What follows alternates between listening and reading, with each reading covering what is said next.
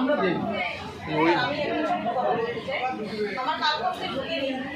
তারপরে আমি বিকালবেলা অনলাইন করলাম। অনলাইনে যখন আমি সাবমিট করলাম তখন দেখাচ্ছে যে এখান থেকে কোনো সাবমিট হয় না। অনলাইনে করার পরেই কিন্তু সাবমিট হলো। এবার যদি এখান থেকে সাবমিট হতো তাহলে কিন্তু আমাকে অনলাইন থেকে সাবমিট করতো না। তার মানে এখান থেকে গণ্ডগোল, এখানে সাবমিট হয়নি। সাবমিট যদি না হয় ভেরিফিকেশনের প্রশ্ন তো পড়ে, আগে তো সাবমিট হবে, তারপরে তো আমি দেখবো আমি সত্য বলছি না মিথ্যা ডকুমেন্ট কি দিচ্ছে সেটা ভেরিফিকেশন কিন্তু পড়ে। টাকা পাবো না পাবো তারপরে প্রশ্ন। আমার যদি মনে হয় সরকার যদি মনে করে আমাকে দেবে না, নিশ্চয়ই দেবে না, কিন্তু তার জন্য তো যাচাই করতে হবে সরকারকে। যাচাই করার জন্য তো সাবমিটের দরকার। আমি যদি সাবমিট নাই করি আমি টাকার আশা কি করে করবো? সাবমিটই করে আমি যদি নিয়ে আসছি তাহলে এখানে আপনি কি বলবেন? এখানে আপনি কি বলবেন?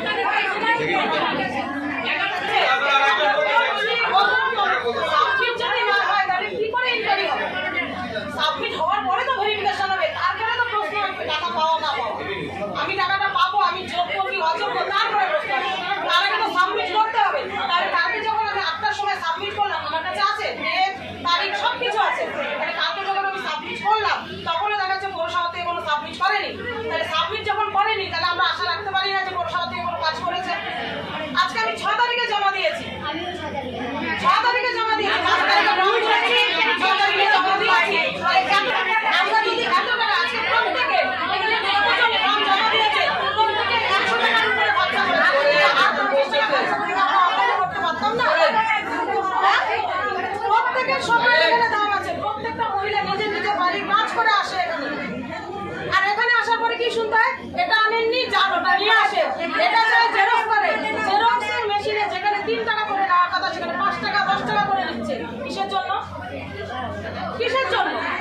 এবার সব ভুক্তভোগী কি আমরা মহিলারা হচ্ছি? আপনারা তো এখানে বসে বসে বলে দিচ্ছেন ওটা নিয়ে আসেন এটা নিয়ে আসেন। তার জন্য আমাদের আবার বাড়ি 20 টাকা ভাড়া দিয়ে বাড়ি যেতে হচ্ছে, আবার 20 টাকা দিয়ে ভাড়া দিয়ে আসতে হচ্ছে। হ্যারাসমেন্ট। এক লাইনে দাঁড়ান থাকার পরে আবার 100 জনের পিছনে যায় লাইনে দাঁড়াতে হচ্ছে। কেন আমরা হ্যারাসমেন্ট হবো? কেন?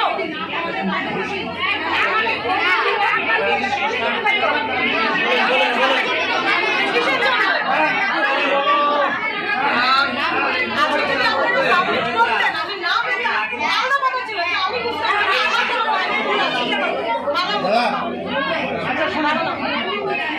ভিডিও করতে না বলো তো, ভিডিও করতে না বলো।